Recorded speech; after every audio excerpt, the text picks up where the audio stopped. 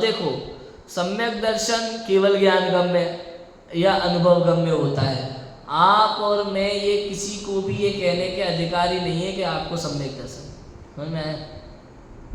सम्यक दर्शन क्या है? आत्मानुभव, निर्विकल्प अवस्था। समझ में आया? ये जो सम्यक दर्शन है वास्तव में या तो अनुभव गम्य विषय है या केवल ज्ञान गम्य विषय है।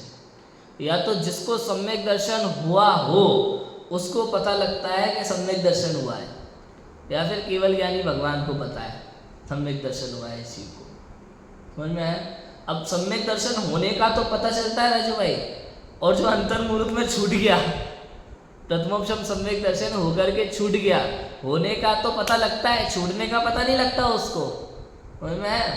तो ये तो सम्यक दर्शन की बात है। लेकिन अब ये अनुभव गम्य है या केवल ज्ञान गम्य है? हम और आप किसी व्यक्ति को सर्टिफिकेट नहीं दे सकते कि भाई साहब आप सम्यक दृष्टि हो।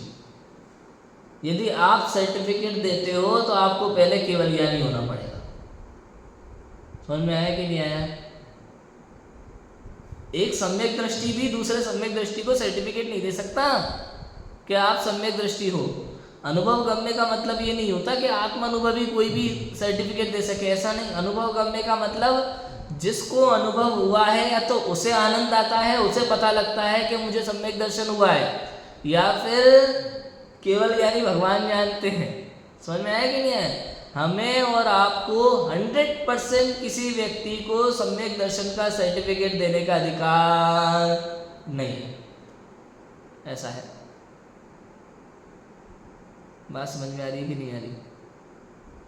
और अगर आप देते हैं तो इसका मतलब ये है कि आप अपने आप को केवल ज्ञानी समझते हैं। समझ में आया? हाँ, किसी जीव का धार्मिक आचरण देख करके, उसका प्रवचन सुन करके, उसका व्यवहार देख करके हो सकता है आप किसी जीव को ये कहो कि भाई ये तो सम्यक दृष्टि लगते हैं, हो सकता है इनको सम्यक दर्शन हो गया हो। ये भाषा उपयुक्त है। समझ में आया? कि हो सकता है इनको सम्यक दर्शन हो गया हो, ये तो सम्यक दृष्टि जैसे लगते हैं, इनके सारे काम उत्कृष्ट श्रावक जैसे काम हैं, आप ये कह सकते हो। लेकिन 100% नहीं कह सकते कि नहीं ये तो सम्यक दृष्टि ही है। ये अगर आप कहते हो तो आपको केवल ज्ञानी होना पड़ेगा। समझ में आया? क्योंकि सम्यक दर्शन या तो अनुभव गम्य होता है या फिर केवल ज्ञान गम्य।